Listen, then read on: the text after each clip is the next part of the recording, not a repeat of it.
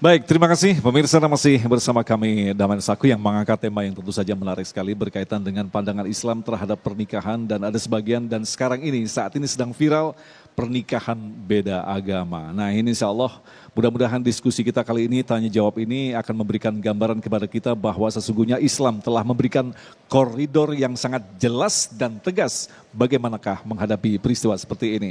Baik, pertama kami persilakan kepada Bapak Afdal untuk menyampaikan pertanyaan yang insya Allah akan dijawab oleh Abah Raud. Kami persilakan. Mas Afdal. Assalamualaikum warahmatullahi wabarakatuh. Nama saya Afdal Kelau dari Fakultas Hukum. Izin bertanya ya Habib, bagaimana kalau orang yang sudah menikah lalu menikah lagi sama non muslim? Itu apa hukumnya Habib? Terima kasih. Assalamualaikum warahmatullahi wabarakatuh. Assalamualaikum warahmatullahi wabarakatuh. Oke, Habibana, rupanya harus menjawab dulu Habibana. Silakan. Baik, izin Abah.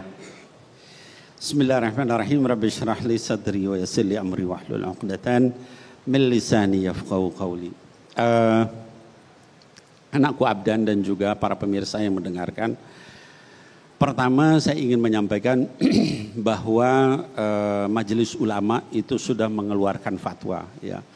Jadi di muktamar yang kedua Majelis Ulama Indonesia itu memfatwakan bahwa pernikahan beda agama itu haram hukumnya. Satu. Yang kedua, Nahdlatul Ulama dalam muktamar ke-28 ya, kita yang ormasnya NU itu di muktamar ke-28 di Yogyakarta itu juga memfatwakan tidak sah hukumnya pernikahan beda agama. Lalu yang ketiga, Muhammadiyah melalui Majelis Tarjih ya dan juga Majelis Tajdidnya itu juga mengeluarkan fatwa yang sama ya. Nah, oleh sebab itu maka sebaiknya kita mengikuti yaitu ormas-ormas besar Islam yang sudah memfatwakan sehingga kita mengikuti apa yang disampaikan.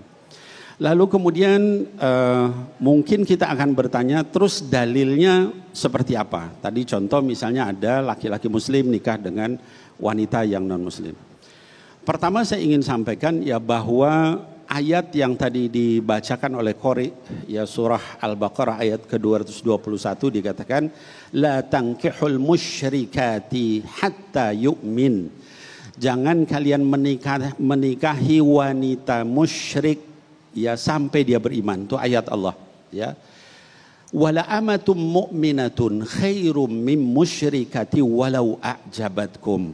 Seorang hamba sahaya yang muslimah itu lebih baik, hamba sahaya itu budak zaman dulu, itu lebih baik dibanding wanita yang musyrik walaupun mengagumkan kamu. Mengagumkan itu tadi bisa hartanya, bisa apa namanya kegantengan kecantikannya, bisa misalnya apa namanya keturunannya, macam-macam ya, kebaikannya dan sebagainya. Itu Allah katakan begitu. Lalu lanjutan ayat itu wala tunkihu al-musyrikina hatta yu'minu.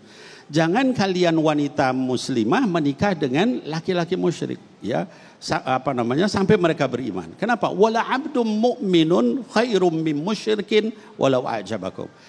Karena hamba sahaya laki-laki yang mukmin, seorang budak ya mungkin di kita orang yang rendah apa namanya derajatnya itu jauh lebih baik dibandingkan dengan yang musyrik.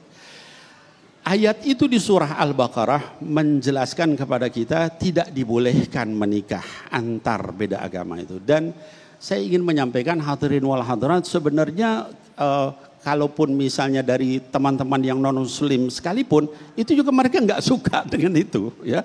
Itu ngacauin kalau bahasa kita itu ya. Jadi dalam agama itu ada 3 hal yang biasanya seluruh agama itu berpegang pada itu. Saat lahir, Mas Agung, saat menikah, saat meninggal itu nggak boleh diganggu gugat. Itu agama apapun ya. Misalnya dalam tradisi Kristen begitu lahir itu dibaptis, diurapi ya.